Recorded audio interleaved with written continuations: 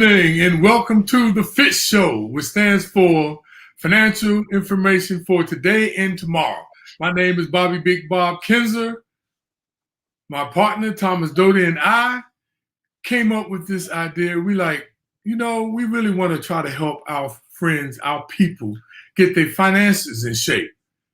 So we said, why don't we provide a platform which we can help people be able to make better financial decisions, because we find that most people's problems come because the financial decisions that they make. We know there's three reasons why: they fail to plan, they lack information, and they have misinformation. So what we want to do is help people be able to better plan their finances.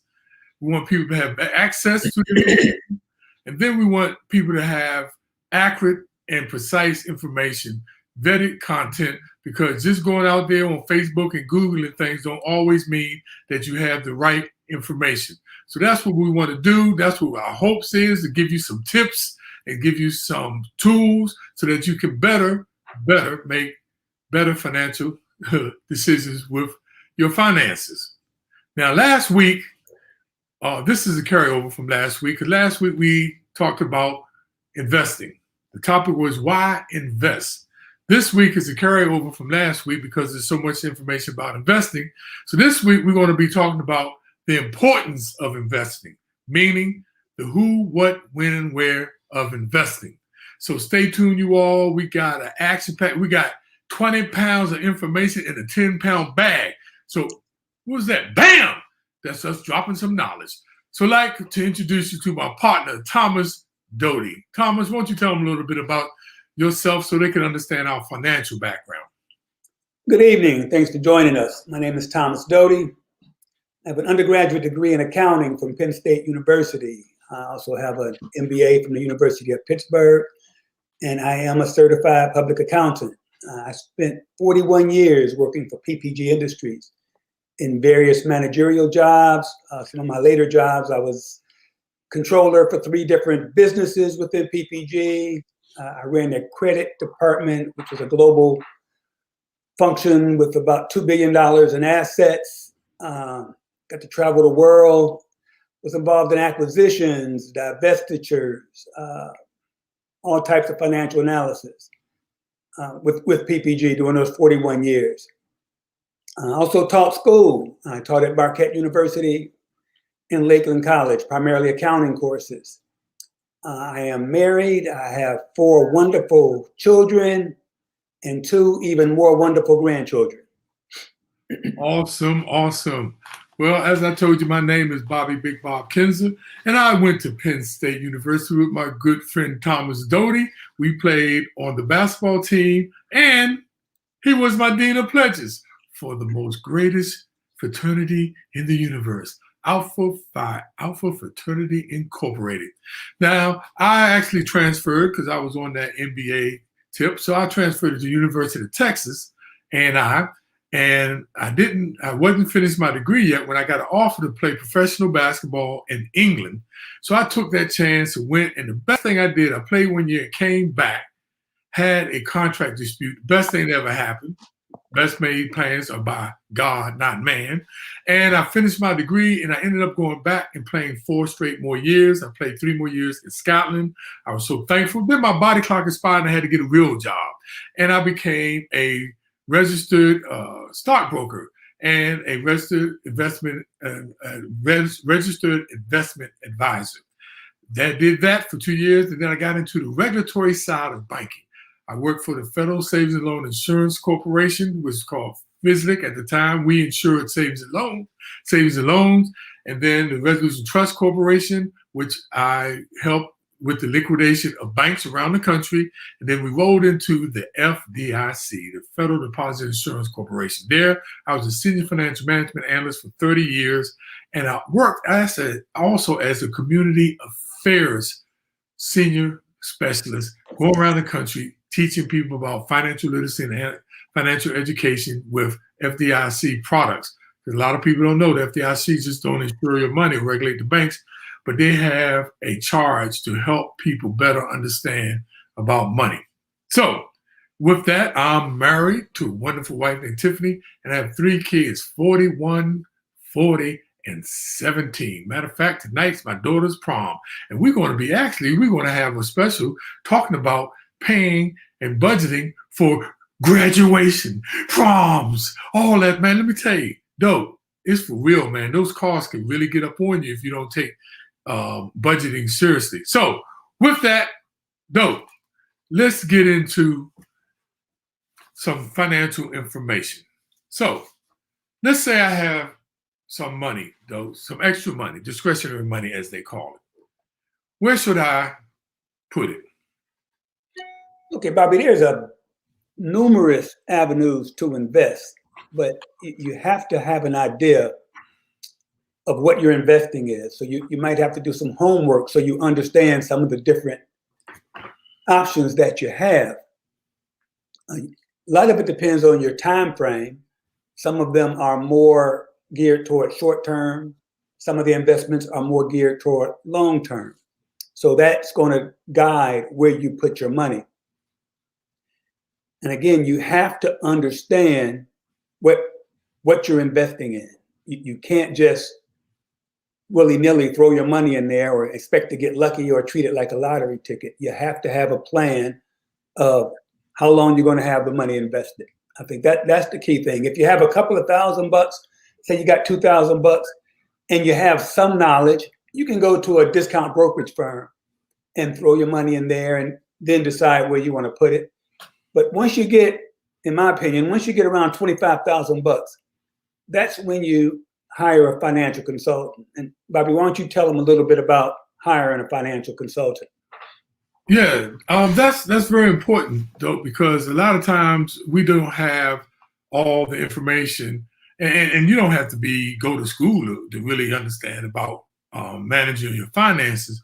But if you have a reasonable amount of money, you should actually seek that of a financial consultant or a financial advisor. Now, there's a few tips to making sure you understand in picking a financial advisor. One, there should be one that is either a registered financial advisor or, as they call, a CFP, a certified financial planner, or even chartered financial analyst. But designations help, because if those people are registered and have designations, they have to follow certain regulation rules and requirements, and there's compliance rules that they had to go by. So they're going to be a little bit more conscious about the things they're going to be telling you. They're not going to be willy-nilly just trying to churn, what they call churning and making commissions. Another thing is, the first thing, the way you can tell a good financial advisor is, the first thing when they sit you down, they're not going to start telling you what they think your risk is going to be. A good financial advisor is going to sit down and ask you what you think is your risk tolerance. And if you don't know, they're going to help you walk through that, because, as Dope said earlier, one of the major things that you must understand about investing is understanding your personal risk tolerance. No one can tell you about your risk tolerance except you. And the second thing they should be asking you is, what are your financial goals? Not what their financial goals are for you, because that plan, whatever they come up with, need to be tailored for you. And that's why every individual is unique, because everyone have different financial goals and different risk tolerances. So it's important that when the first financial advisor, if you sit down with, make sure they start with that, because that gives you a clue if they're really a good financial advisor. That's how they're going to start off. And then there's different ways that you can engage the services of a financial advisor. You have what is called fee-based, which they can charge you a percent of your assets. You have commissions, where they just charge you commission, or you have just a flat fee, like just one sum, and they'll manage your finances. There's different ways, but those are things you need to be thinking about when you're thinking about acquiring a financial advisor. One other thing, though, I want to back up to hammer on this before we get into talking about specific products. Dodie said this, and I just want to reiterate this because it's so important for y'all to understand it. It also depends on how much money you have. That is so key. You're not going to take money that you're going to need to pay your mortgage or your rent or your car note. And it also depends on how much money you have. And as Thomas Dodie said, it's about your financial goals, and it's good that you have segregate them as short-term and long-term goals. So, Doe, what investment options do people have? Okay, some of the major ones, that's what we're going to discuss. First thing, individual stock, which is pretty high up the risk ladder, but that's going to buy Apple, going to buy Peloton, going to buy any large company or small companies, individual stock. You also have bonds, which are like loans to companies, and they typically pay you an interest rate and their value does fluctuate. You have money market or cash equivalents, which are the least risky and also the lowest return. You have mutual funds, which is a portfolio of securities, could be stocks, could be bonds, could be commodities, and it's overseen by a professional manager. So it's a managed account. You have index funds, which could be a mutual fund or an ETF, which I'll talk about in a minute. And they typically have preset rules to track a specific batch of underlying investments. And finally, ETFs, which is a basket of securities similar to a mutual fund, but the difference is it trades like a stock. A mutual fund only trades at the end of the day. ETF trades just like a stock. You can buy it and sell it during the day. And it typically tracks a specific index or a sector or a commodity. It could follow it. For example, you could have an ETF that mirrors the S&P. You could also have a mutual fund that mirrors the S&P. So all those are your, let's call them basic options. There are other things like real estate investment trusts and gold, cash, gold and commodities and other things, which is kind of beyond our scope. But those are your basic, let's call them 5 things you can invest in: stocks, individual stocks, bonds, money market, mutual funds / EFTs, and index funds.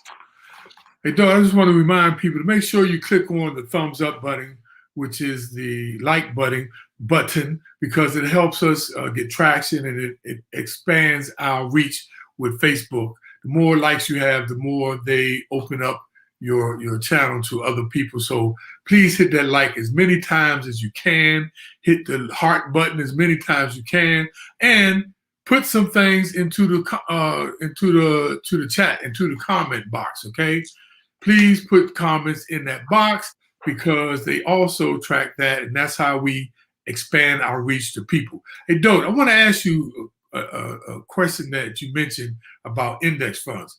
Why should people use the index fund again? Can you clarify that for me? Yeah, the main reason is you don't have time to really do the analysis. There are people who spend their lives trying to determine what stocks to buy, and you really have to be good financially, analytically, and kind of lucky in order to pick stocks. And I don't recommend that for most people, especially if you're a novice, because there's just so much that goes into that. So an index fund kind of spreads your risk over, let's call it, a large number of stocks, which lowers your risk because you're spreading your risk out. One company or one sector may be going up, another company or sector may be going down. So it kind of evens out your risk, and it's a little less, let's call it, as far as reward, not as lucrative as picking a winner stock, but it's a good way to invest and have your risk spread out and over a wide range. And you might pick a sector. You could pick say you want to invest in the automotive market. You can pick a mutual fund that does that, or healthcare. And again, you spread your risk instead of picking one stock. So another way layman's terms to put it, you don't put all your eggs in one basket. That's right. And the S&P is the index fund too, right, Doug? That's correct. So why would I pay to an S&P index? Because you want to do what the market does. The S&P reflects the market. It's 500 stocks, and typically if you invest in the S&P fund, as the market goes up, your value of your investment goes up. As the market goes down, the value goes down. And again, you spread your risk out as opposed to investing in one or two individual stocks. So it's a good, that's where I had my money for a lot of years in my 401k plan, because I wanted to make what the market was making. I know I didn't have the expertise to pick individual stocks. So I was content knowing I'm going to make what the market makes. And as we talked about in our previous show, the market goes up on average about 9% a year. There's going to be some years where it goes up more. There's going to be some years where it goes up less. There's going to be some years where it doesn't go up at all. It actually loses. But over the long haul, the market averages about 9% a year. So that's what an S&P index fund would do for you. Yeah, that makes a lot of sense. Though I want to talk for a minute about commodities and actually the not specific commodities such as gold and silver and precious metals, right? Now, a lot of people don't know exactly. Oh, somebody just said, what exactly is commodity? Oh, okay, all right, clutch. Look, we just got that question, though. You know, it's so interesting. Somebody want to know what is commodities. And let me tell you, commodities are things like gold, silver, oil, corn, you know, things like that. Soybeans, those are commodities which has intrinsic values tied to those. So I'm going to talk those specifically because they can get very volatile and you need to understand. But let's talk about the ones that people have, especially the ones that they wear around their neck and on their finger and on their wrist. Gold and silver. Gold and silver is pretty interesting because gold is like an inflation hedge. Usually when inflation starts going up, when the cost of goods, that's what inflation is. When the cost of goods go up, gold usually goes up with that. And so it's good to have some precious metal in your portfolio. Though when I was liquidating banks around the country, I would go into pawn shops in the states where I was closing the bank, because the pawn shops would have what? Gold and silver, but in the form of bracelets and rings and diamonds, right? But the prices would be low because why? They're in the pawn shop. So I would go there. And the old guy in the pawn shop an hour told me, he said, sir, you should always have some precious metals in your portfolio. I said, why? He said, because tomorrow they can tell you the color of money is pink. He said, but if you got some gold, you can barter and get a cow. He said, you got some silver, you can barter. So that's the thing about gold and silver as a commodity, as an alternative asset. And what was so interesting, though, back in the 80s and the 90s, those rappers, they were talking all about them when they were wearing the big chains and talking about Mr. T. They had more of an appreciating asset than the person that bought a BMW. You know what I'm saying? They were talking about, oh, look at all that gold, but those guys actually had appreciating asset. So gold and silver, you all, that's another thing to think about. But this is how it works, though. There's other levels of how to structure your asset or your portfolio. But we're just saying this is one of those things that you may have in there. Once again, we just give you suggestions. Now, I want to talk real quick about cryptocurrency, though. Okay. This is going to be a real quick cryptocurrency 101. Now, cryptocurrency started in about 2009 because they created this database called blockchain. Blockchain is nothing but a database that is in the cloud. So I know y'all heard about the cloud, right? But what is the cloud? The cloud is nothing but cyberspace, okay? It's in a computer. So they created this. It's a digital currency. That's what cryptocurrency is. It's a digital currency. It's like a bit in a byte. It's in a database that was created by, they think it's some Japanese guy. Some people said, and he's still anonymous. They never found who he is. Some people think it's a group of people. It's a company. Some people even think it's the government.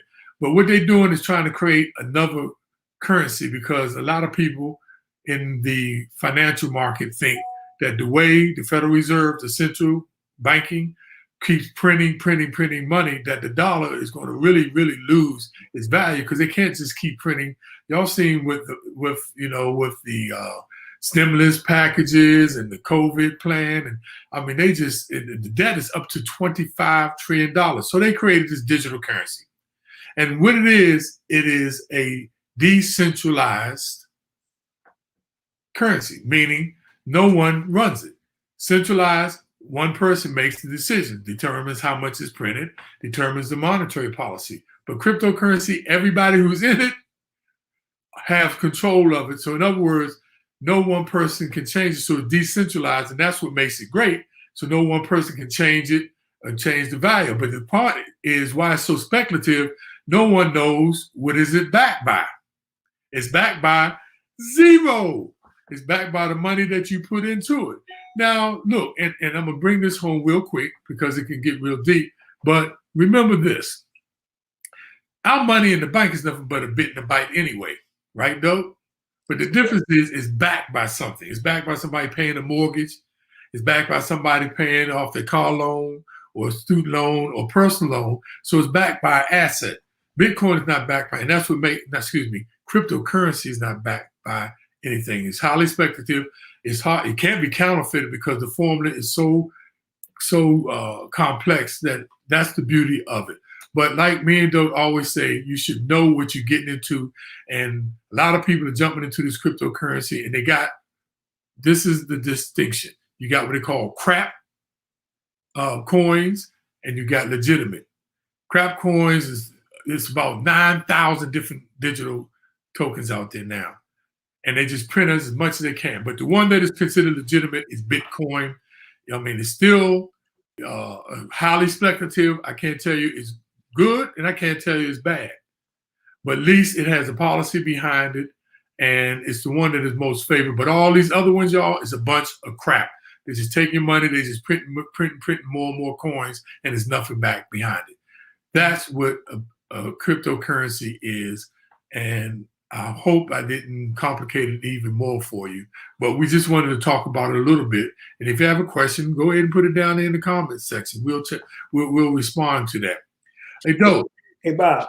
Yes. We talked about index funds, and I think everyone knows what a mutual fund is, but I want to talk a little bit about individual stocks. Yes. And get some experience of what I've gone through in my life. Way back, it might have been 20, 25 years ago, I read a book by a gentleman named Peter Lynch, who was running the mutual fund for Fidelity. His name was Magellan. And it was one of the most successful mutual funds ever. It just generated massive increases. And he ran that mutual fund. And I read his book trying to figure out his secrets. And it was kind of funny. I mean, he did use a lot of financial analysis to determine which stocks to pick. But he also talked about looking at things in real life that can lead you to believe a company is going to do well. If those of you who are my age can understand, when you were buying your kids iPads, iPods, and Apple this and Apple that, if you sit back and think about it, at some point you got to say, that's going to be a pretty good stock. Well, Peter Lynch is one of his biggest winners as far as stock was Hanes, the pantyhose people. I don't even know if they're still in business. But his wife came home telling him how convenient it was to pick that up in the grocery store and how all of her friends loved it. And that was what he needed to investigate that stock and determine that it was a stock worth investing in. And it grew by a factor of 10 for him. So those are the kind of things you can look at. I can kick myself. As I told you before, I love cars. And I used to religiously read Consumer Reports. And a few years back, they had an article where they were reviewing the Tesla. And in the review, they mentioned that was the best car they had ever tested. The best ever. And that should have forced me to do some research, look into it, and consider investing in that stock. And had I done that, I'd be probably on an island somewhere like all the other people who bought that stock early. But those are the kind of things the point he was trying to make was just common sense.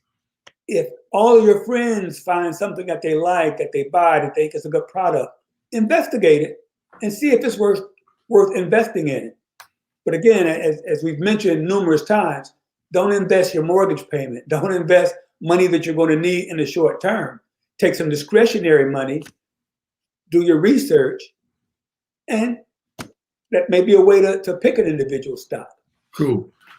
We have a question there, though. What is a Bitcoin? And I explained cryptocurrency, and the Bitcoin is just one of the cryptocurrencies that was the first cryptocurrency that was created.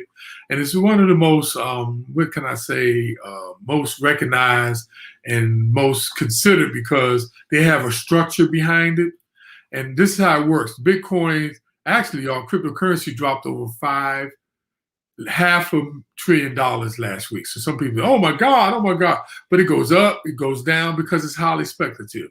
It's nothing but a bit and a byte in the computer, and it's driven by sentiment, by people investing in it. But this is here to stay because people are worried about the dollar, which is called fiat currency.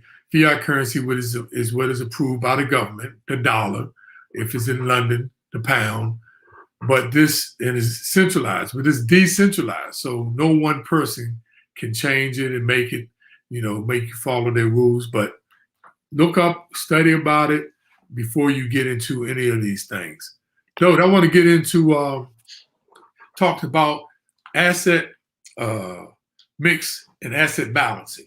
Okay, very important. Asset mix and asset balancing. Now, asset mix is the way that you actually have categories of your assets invested.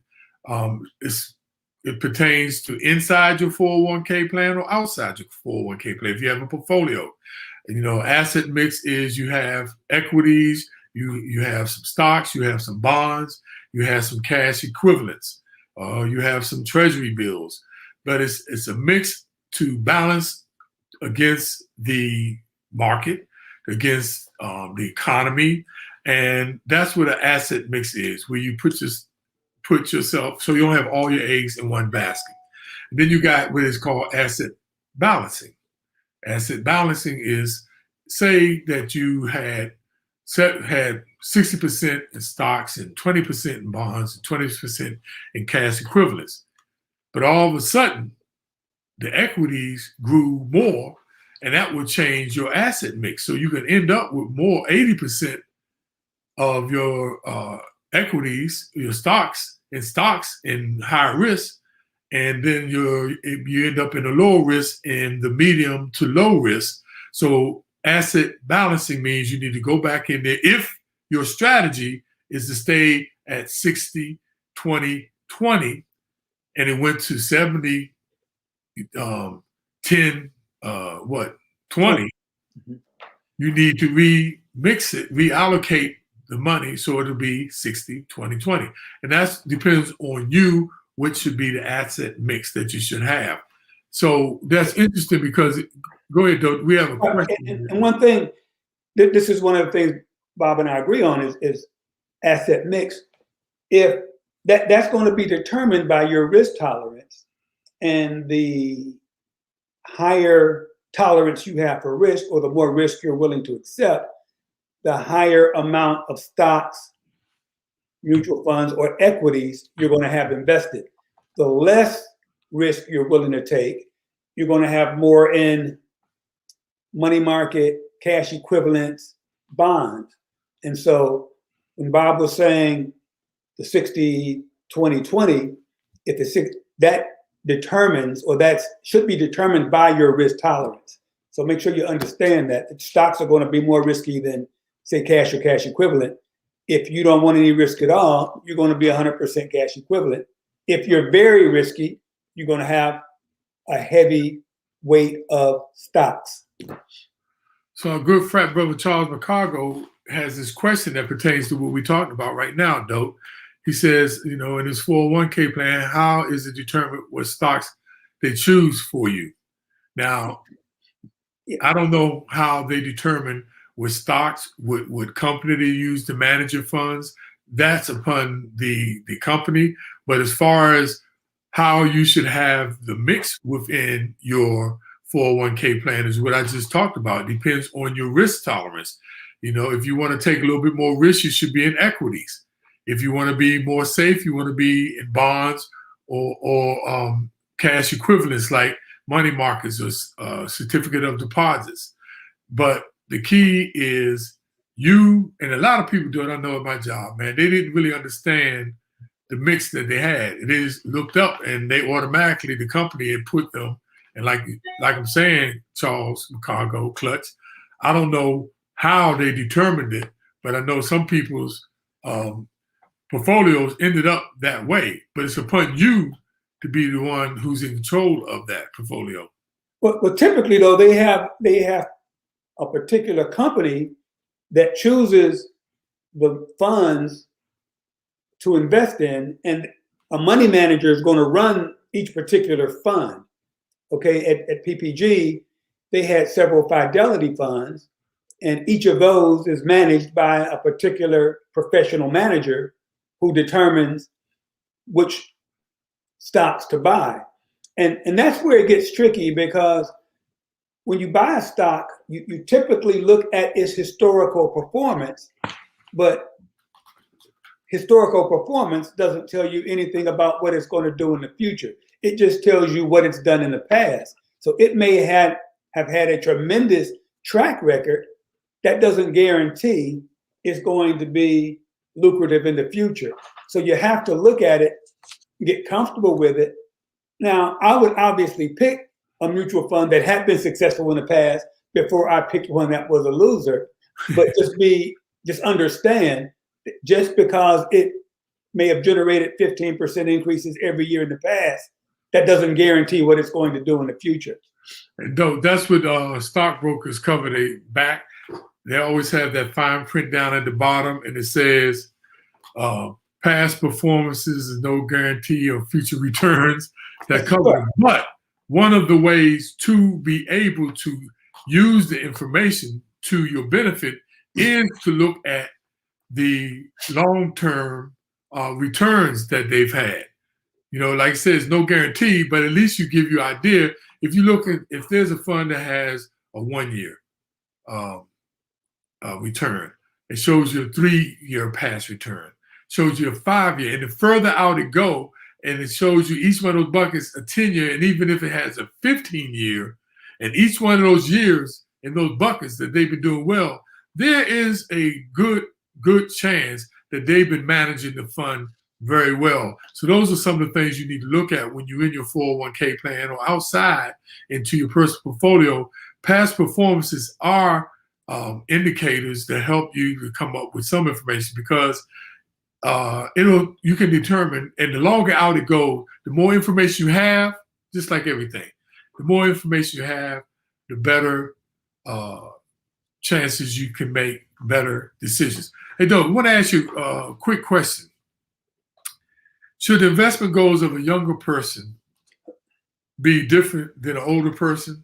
Well, let's say they're 60 years older. Let's do that, but real quick, let's back up one point. One thing I wanted you to answer is, how often should you review your asset balancing and asset mix? How often should you look at those? You should at least look at minimum quarterly. Mm-hmm.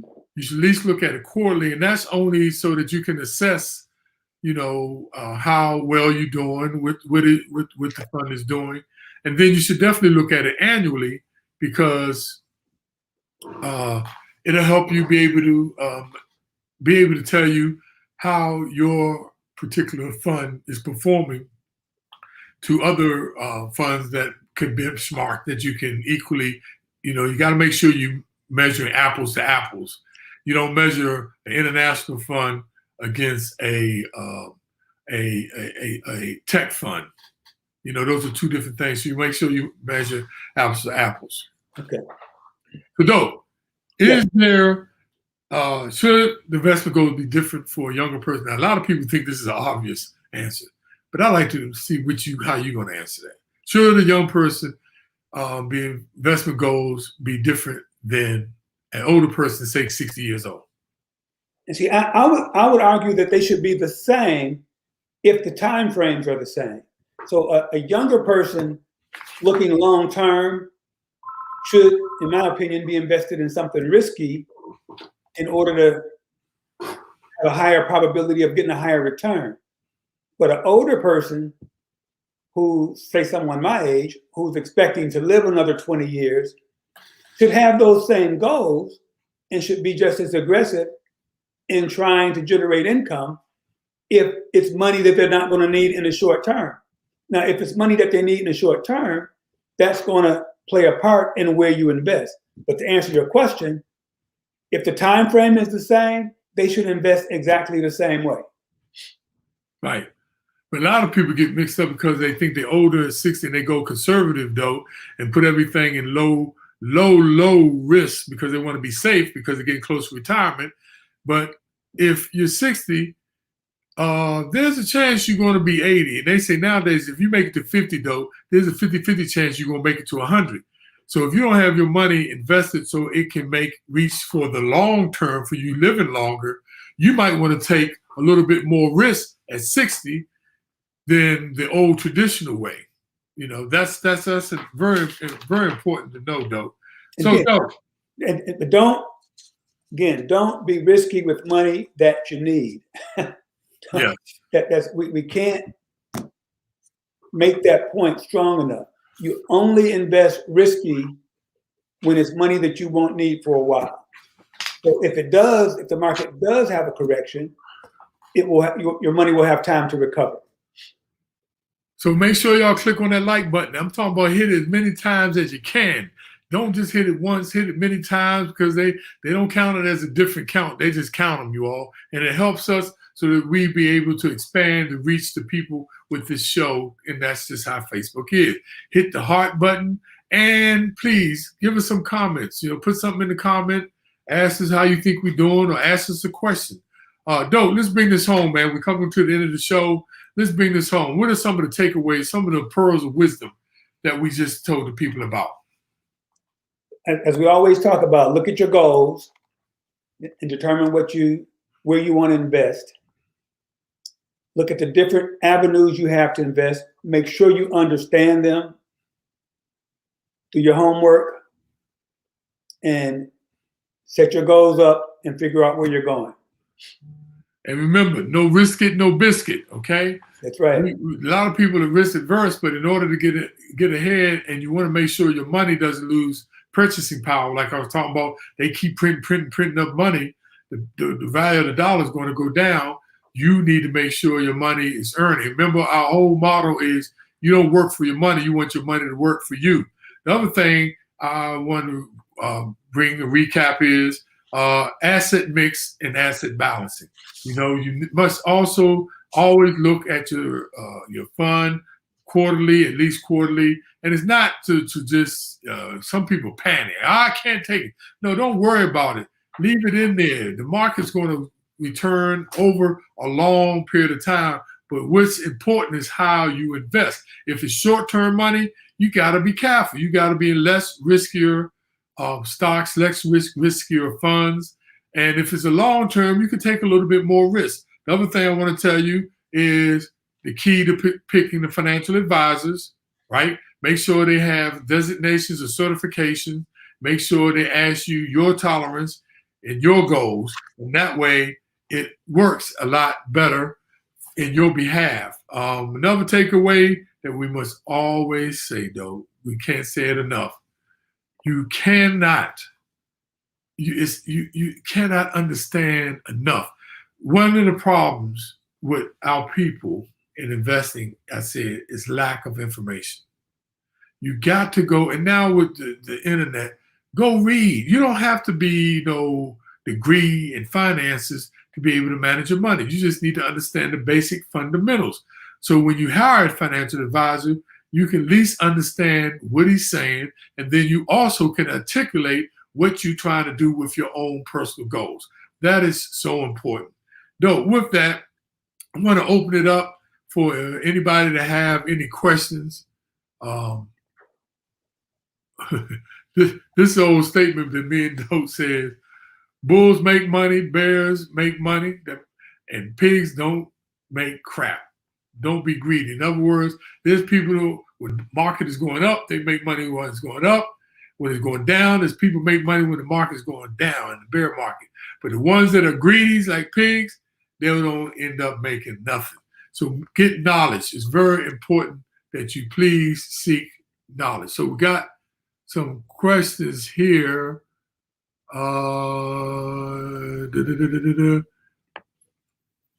It says exactly, okay. So Clutch want to know, can he tell this company, what stocks to invest in his 401k? Well, first of all, you need to read the prospectus on what your company has to see. But 9 times out of 10, yes, you can direct what's in your 401k plan. Most 401k plans you can. Now, if it's not a 401k plan, that's something you have to go read up and research yourself. But and typically it won't be individual stocks. Typically it's going to be a mutual fund of some sort. Yeah, it's going because they're going to balance it out and have a management company, because that's really what mutual funds mean. Management company. That's all that really means. And why not have people who are specialists in there, and several of them managing the money for you? That's why we say you should look at index funds and mutual funds and ETFs, because it's not putting all your eggs in one basket, and you're getting the services of professional managing financial advisors. Dope. Yes, this has been another great show. This week coming, we're going to be talking about credit. What credit's all about, because that's what it is these days. And the problem is, though, we're living in a credit world.